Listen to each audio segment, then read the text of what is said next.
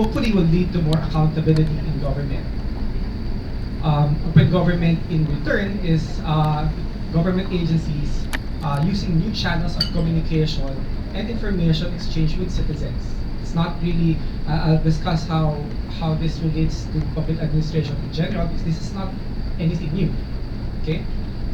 Open data in return is the use of data that are freely and easily accessible, machine readable, meaning it's in digital form, and explicitly unrestricted in use.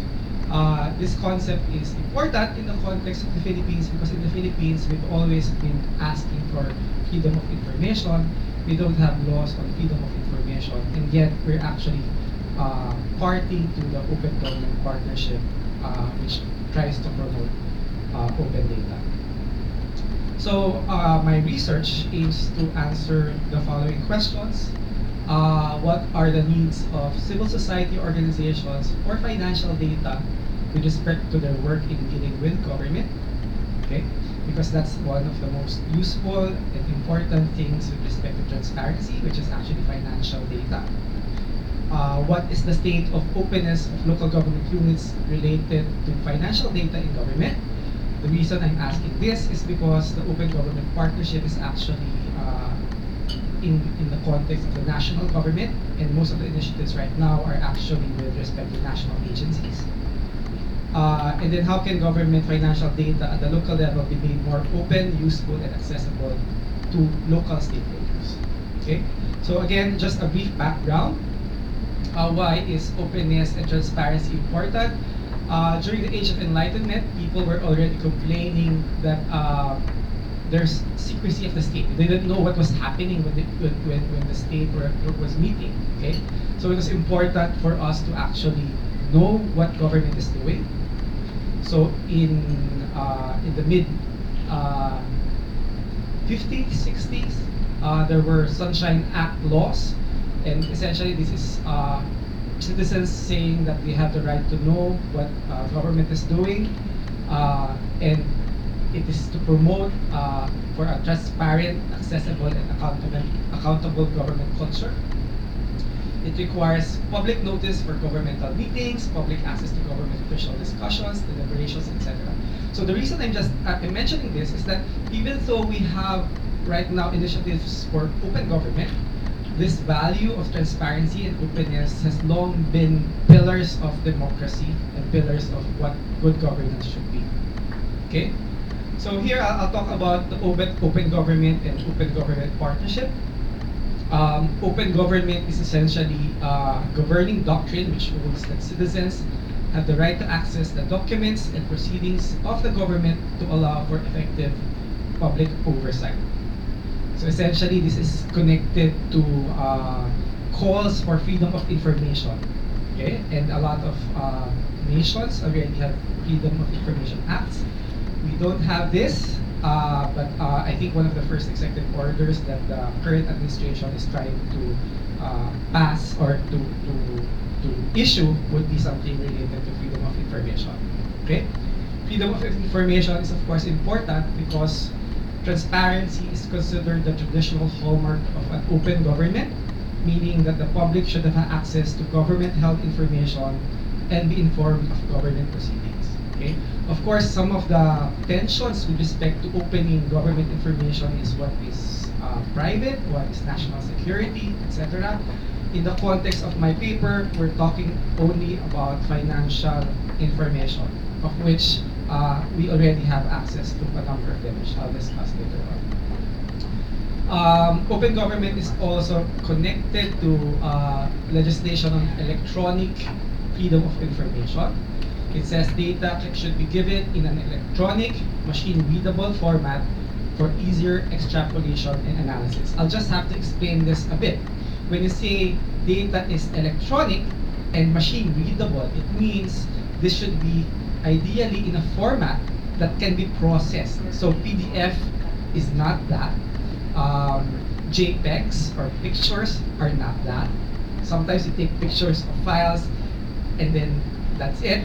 Ideally, this could be like an Excel format, but more ideal would be a CSV format, which is an open access format. So it can be used in whatever communication. Okay? The idea is if it's given in a machine-readable format, then people can use the data source and make analysis of their own. It's not government which makes the analysis for them. They know what the source is. Okay? In relation to this, for data to be open, you also require open government standards. Okay? One of the things that is problematic in the Philippines is that we have lots of agencies and a lot of their systems develop independent of each other. Okay? That would be fine if they have standards to follow. And I think that's some of the things that we would like to learn also from Korea in the future. What kind of standards are there? So I'll just have a quick definition of some of these terms. Transparent means information about the activities of public bodies is created and is available to the public with limited exceptions. It is participatory, means public can engage directly in the consideration of policy. It means they can get the data and then they can interrogate government with respect to this. And accountable means government makes itself answerable to the public, upholding standards of behavior and integrity. Going to open government data, I just wanted to show you how the overlaps are. Okay? Open government means opening essentially every aspect of government. Open data actually also may include opening data also of the private sector. Okay, sometimes the private sector also shares their data freely. And then of course there's government data. So when you say open government data, it is the intersection of all three. These actually complements other initiatives of government with respect to transparency, including the Anti-Red Tape Act, National Archives of the Philippines Act, and the Yearly General Appropriations Act, the GAA of which you could actually access already online, including the NEP. Okay? The General Appropriations Act could already be open in Excel form and CSV form, aside from the PDF form. I said earlier, open government partnership. The Philippines is actually one of the first 8 original members of the Open Government Partnership, even though the Philippines didn't have Freedom of Information Act yet. Okay. Under this partnership, we have a number of commitments. The main commitments pertain to 3 very important areas in governance. One is increasing public integrity, effectively managing public resources, and improving public service delivery. Okay? So these are the main commitments, and these are the things that those commitments intend to address. Okay? So part of that is engaging civil society, part of that is benchmarking, part of that is making civil society organizations participate in the planning process. Okay. So I'll start to begin to go into the operationalization of certain things with respect to my research.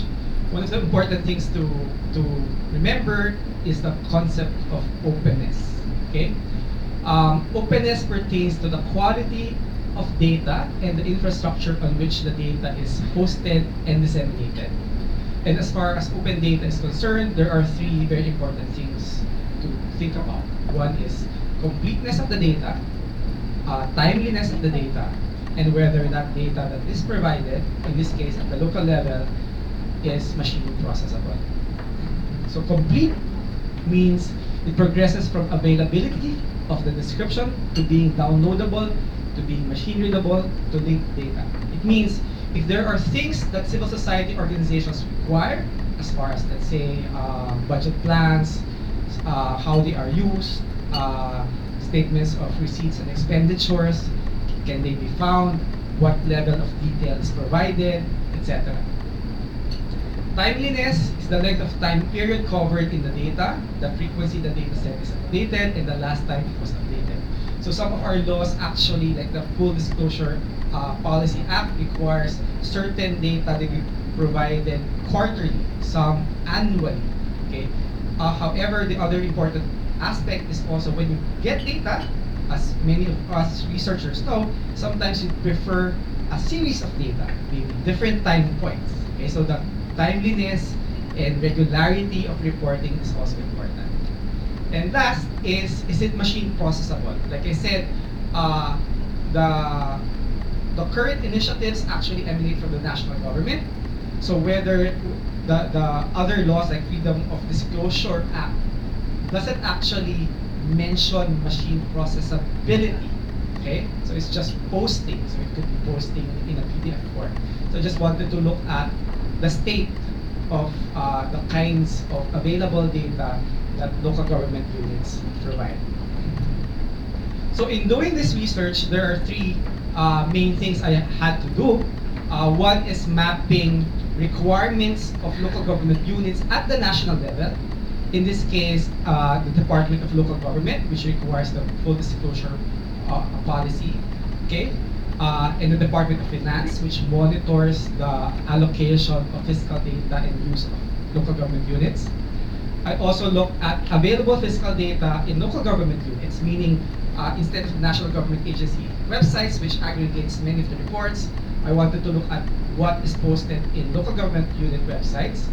And then last is I also looked at local civil society organizations and the kind of fiscal data that they interrogate. Okay? So ideally, the overlaps would lead to a measure of, if you think about the overlaps as the center part, so the triangle part is actually sort of like the open data ecosystem. And I will just report on what can be found, the quality of it, the timeliness of it, etc. And then what I did was, after looking at the needs and the kind of data they find, I go to a number of local government unit websites and compare, okay, the state of openness of fiscal data in the different local government unit websites. So to do this, I looked at a number of civil society organization initiatives as far as following the money is concerned. There are various stages in which civil society organizations participate. Among them are the advocacy, okay, initiatives of civil society organizations. Some participate directly in planning. Some look at it from an accountability and audit perspective. Okay, so these are some of the civil society organization cases that I looked at and the things that they do. Okay, this is a quick and dirty map of the ecosystem, and these are some of the local government civil society organizations and organizations that look at the fiscal data. This is sort of like an information diagram or a data flow diagram of the information that are required. So at the national level, you have the national budget with so much information on it, okay?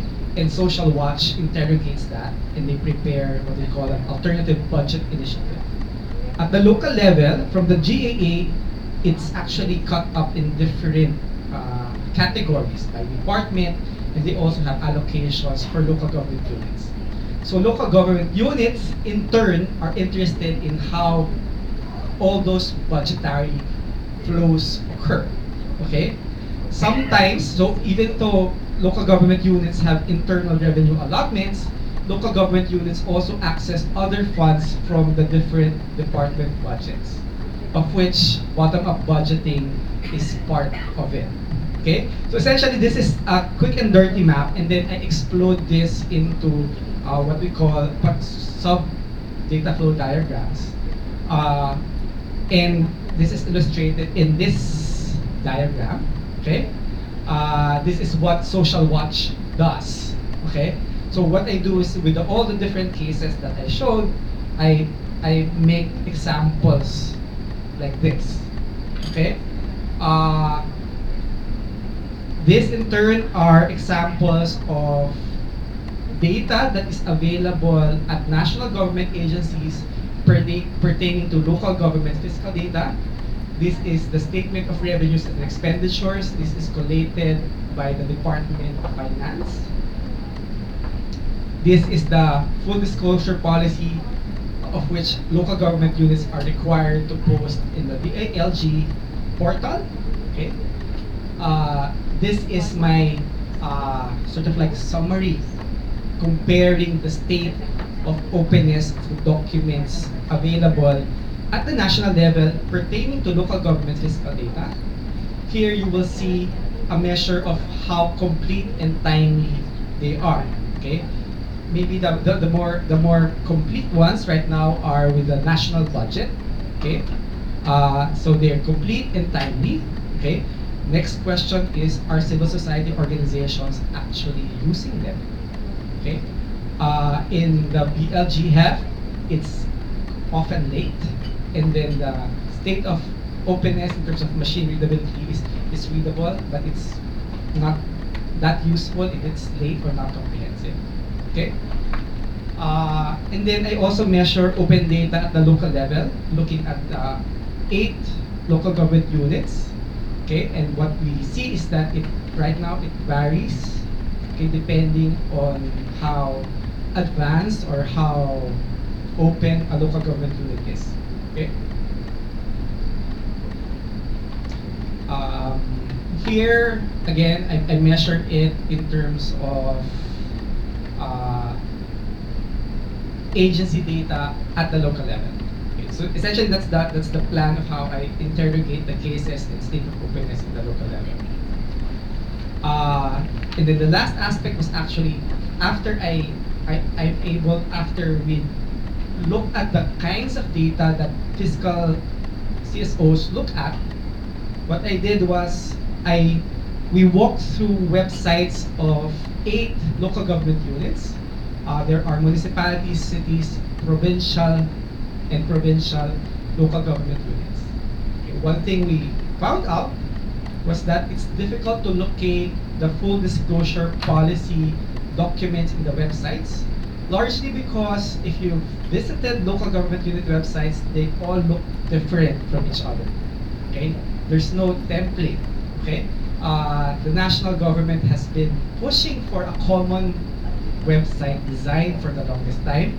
They've been inviting local government units to be hosted in the National Computer Center, and so far we've been unsuccessful in making it a uniform. Okay, so one thing is important: if it's uniform, then you could easily teach people how to locate things. Okay, the other thing we discovered was they name things differently. So sometimes if it's called statement of expenditures, resources and expenditures, for instance, it would be named differently in the local government unit website. A similar document would be seen in the full disclosure policy website, but named differently. Okay? Sometimes they are posted with different formats. Okay? So part of the reason why it's posted in different formats is because some LGUs have been used to their own design. Also, the full disclosure policy was designed to be an easy way of monitoring. Okay, so compliance to the full disclosure policy is just mere posting without actually having standards as to the format and type of posting. Okay, but the way I understood it from the DILG, what they're trying to do is to try to make these compliance systems first easy at the beginning, and eventually they will make it more exacting as you go along the way. Okay, quality. The quality of the data varies. If you'll notice, the green parts are the one that complies to everything, being timely, being machine readable, etc. So among the, I don't think any one of the LGUs that we look at actually is compliant in all 3. Okay, and many are actually in red or pink. Okay, it means we still have a lot of work to do with respect to promoting the timely, quality release of financial data. Okay. So in conclusion, openness in government is a culture and a philosophy that still needs to be developed and nurtured. And here, the openness concept that I'm talking about is the openness or open data. Okay. The full disclosure policy at the moment, which is sort of like the closest thing to transparency and open data at the local level is concerned, does not require web posting nor providing it in an open data form.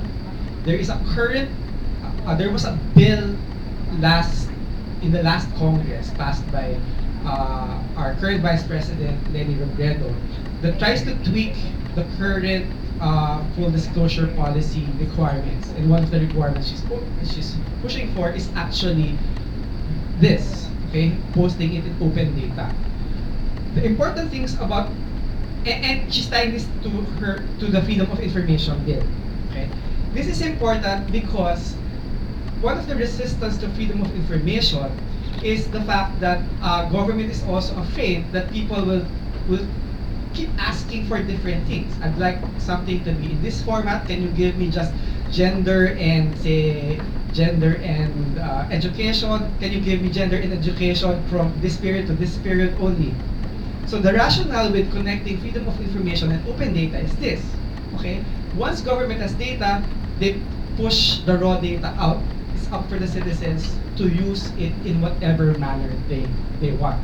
Okay, the logic is government cannot feasibly be able to process all the different needs of its citizen. Okay, so here the idea is to tie it together. Okay, and then last is to build the capacity to understand financial data at the national and local level. Okay, data quality must be prescribed because if each local government unit posts in different formats, then aggregation cannot happen at the provincial, regional, and national level. Okay, and hence we recommend that compliance to the FDP must be refined to include these data standards, how files are named, where they're located, standardize the formats, so that regardless of who uses or makes your information system, then you still follow the same format, so they could still be integrated. Okay, building a fiscal open data ecosystem would require continued national government support, largely because the Open Government Partnership is a partnership that was entered with the Aquino administration, so we want that to be continued. Laws that will sustain the open data initiatives of previous administration. We also need to our government-wide open data capacity building through the newly created DICT. So hopefully that is a good direction, largely because the previous governance systems for ICTs could hardly force compliance among local government units and national agencies. And then fourth is to build understanding at the grassroots, starting with perhaps the children, on how local government works. Because even if you have data, even have you have access to data, but you don't know the policy or how the local government units work with respect to budgeting, executing services, etc., then you cannot participate. So it's not purely technical aspect. And as many studies have shown, the implementation of e-government is also largely a challenge among organizations and turfing and being able to work together. With that, I'd like to thank you, and I'll take your questions, I think, after the third presentation.